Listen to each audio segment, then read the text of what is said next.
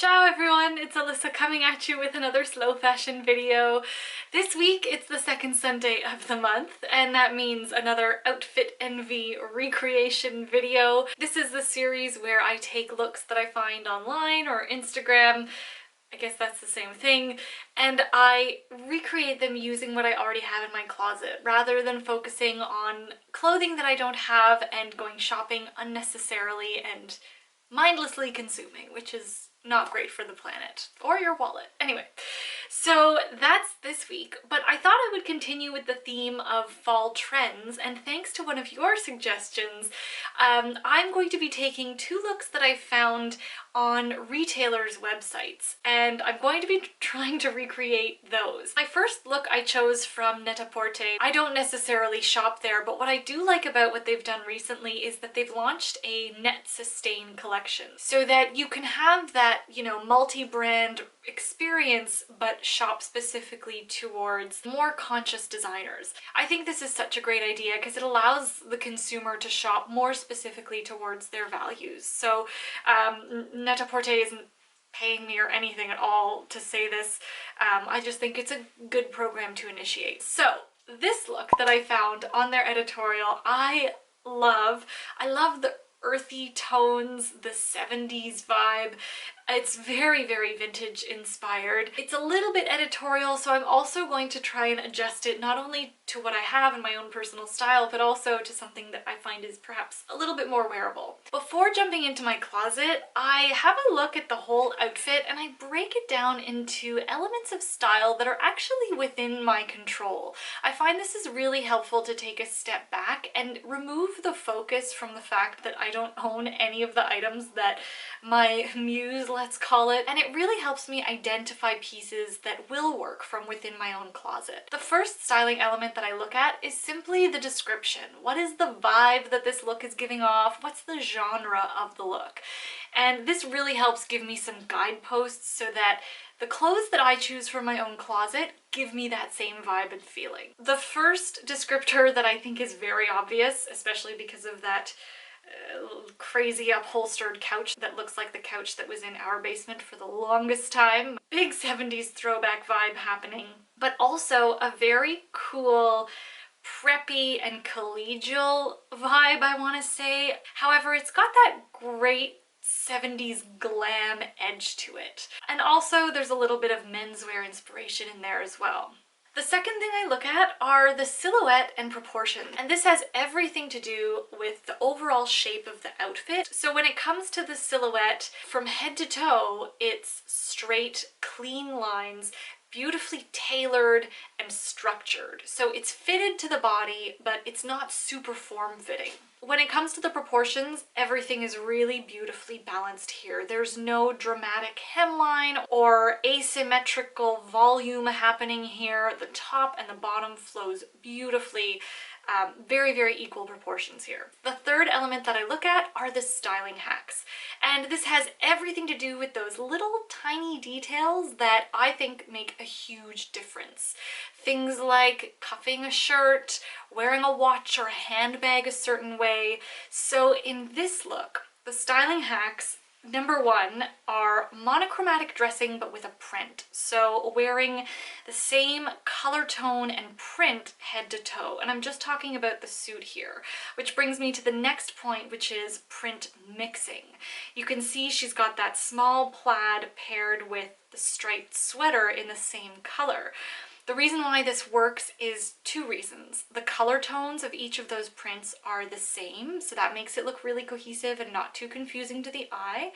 And the second reason is that the prints are different in size. So we've got bolder, larger stripes paired with a smaller plaid. The next styling hack is layering. Not only has she layered a shirt with a very aggressive collar underneath that sweater, but she's also layered a pair of white socks underneath. And that might not, you know, be totally considered as layering because, you know, in the fall we usually wear socks. It's not a crazy creative thing. But the reason why I'm still saying that that's a layer there is that it's a bright white sock. Clearly, it was meant to stand out in the look and add that depth and dimension. The sweater is tucked in, and there's also a belt that's been added. I think those are very small but very impactful details. So now that I've broken down the look and it feels a lot less intimidating for me to actually recreate it from what I've already got, let's dive into my closet and see what I can do. So I'm gonna start with my 70s vintage suit. It's absolutely not printed, so I'm definitely missing out there. However, I'm nailing the silhouette, and I'm also nailing that really nice earth-toned color palette. Does your suit have to be either earth-toned or have a plaid print? Absolutely not. I think as long as you are nailing either the silhouette, the color, or the vibe, then, you know, if you could nail 2 out of those 3 things, then you'll be pretty close in achieving the look that you want. Next, I don't have a printed sweater that is in this color palette. Okay, here's what I'm gonna do.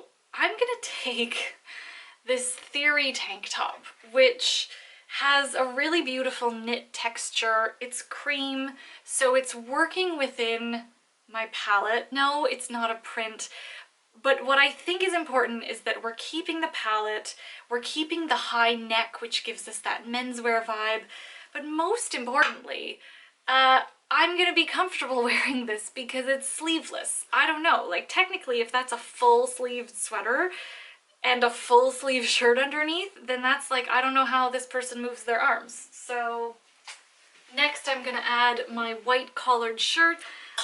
Can I add a little pocket square? I love pocket squares. I do not have a pocket square, which is a shame. Okay, I love this. I'm gonna use these, and I actually do have a pair of little socks. These are from Swedish Stockings, which is a really great consciously minded company. They make their socks out of recycled fabrics, and they're pretty indestructible. They're just these cute little knit woven socks. I feel like these are so handy for fall.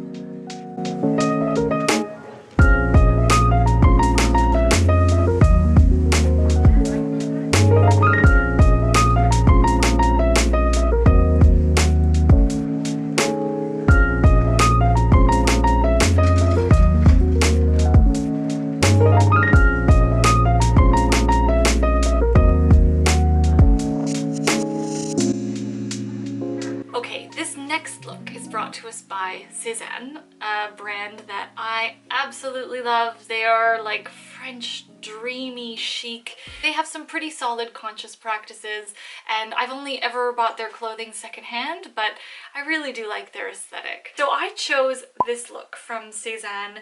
I know we can't see her shoes, we're just gonna have to kind of guess or extrapolate based on what she's wearing there.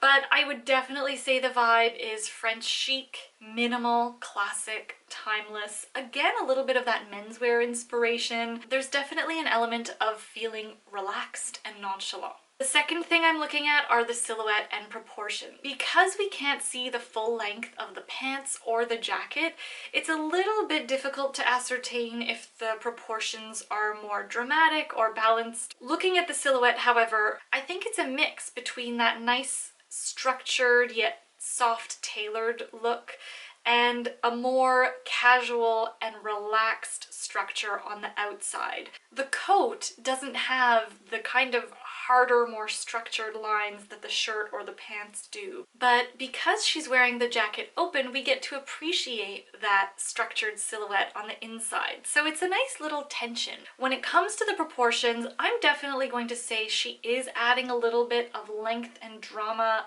via the coat. It's long, it's already going at least past her knees. So that's a pretty good indicator. I'm going to assume the pants are ankle length, so really the only proportion that is adding a little bit of volume and drama is the coat. Finally, the styling hacks. Number 1, the color palette. It's very tonal. We're either working with black, gray, or white. The shirt is completely tucked in, but it's also unbuttoned all the way down to the front.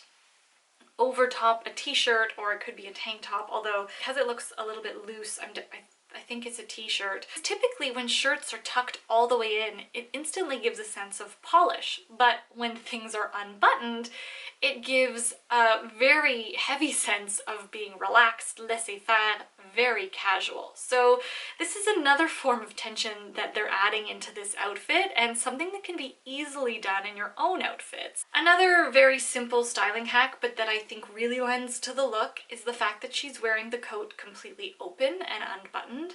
And she's got a necklace that looks like very, you know, a little bit fussy for this look. There's pearls and gold and a couple of layers. So I think it's like this hit of feminine delicateness. Let's see how I can recreate this in my own closet. I'm feeling like this is gonna be difficult. Okay, so the first thing I came up with are my leather pants. If you watched my going through my maybes video, you're probably wagging your finger at me saying you shouldn't have gotten rid of those beautiful culottes because they would have been perfect for this. Next, I'm gonna add this striped shirt. I am having a little bit of a departure from that kind of almost edge. This look has a little bit of gravitas that I can't really explain. It's very layered and I want to be able to move my arms like a normal human, so I'm just gonna use a very basic white tank, and I don't have a long cocoon coat in black. But here's what I do have. This wonderful cropped Club Monaco jacket. I found it secondhand. I'm losing the silhouette and I'm losing that beautiful long proportion, but I am gaining a really blunt, short, dramatic proportion with the crop. For me, maintaining that black color palette is important. And I'm gonna throw in my own style personality to the mix and add these black and white, oh gosh, aren't they amazing? I found them secondhand.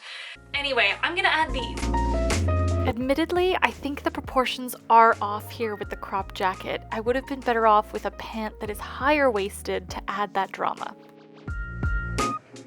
So that is what I have for you today. I hope you enjoyed this video and the slight departure from the normal inspiration of Shop My Closet. Let me know what you thought of that, if you'd like me to use retailers more often as my inspiration. I hope you had a wonderful week. I hope you have a wonderful week ahead. I think I already said it, but thank you so much for watching. It really does mean a lot. Give this video a thumbs up if you liked it. Let me know if you thought those looks were a hit or a miss in the comments below. Oh, hit subscribe if you haven't already. And I will be back with another slow fashion video. Thank you so much for watching. Ciao!